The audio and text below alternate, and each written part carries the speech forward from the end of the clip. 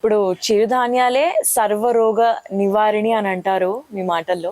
అది ఎంతవరకు నిజం? నా మాటలే కాదు, వైజ్ఞానికంగా మనం జాగ్రత్తగా ఆలోచించి విశ్లేషణ చేసుకుంటే నేను చెప్పిన నిర్వచనం ఆరోగ్యానికి కావలసిన పౌష్టికాంశాలు, మన దేహ నిర్మాణానికి కావలసిన ప్రోటీన్లు, మన రక్త చాలనానికి కావలసిన లవణాంశాలు, ఇలా జీవసత్తువులు అన్నిటినీ దేవుడు ఈ ధాన్యాల్లో భద్రపరిచాడు. దాన్ని తినటం వల్ల దానిలో ఉన్న పీచు పదార్థం, ముఖ్యంగా అరికలు, సామలు, కొర్రలు, అండుకొర్రలు, అరికలు, ఈ 5 ధాన్యాల్లో ఊదలు పీచు పదార్థం 8 నుంచి 12.5% వరకు ఉంది.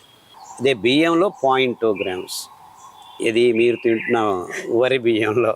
అంటే మీరు బియ్యం తింటున్నారంటే మీ పొట్టలో రోగం మొదలవుతుంది.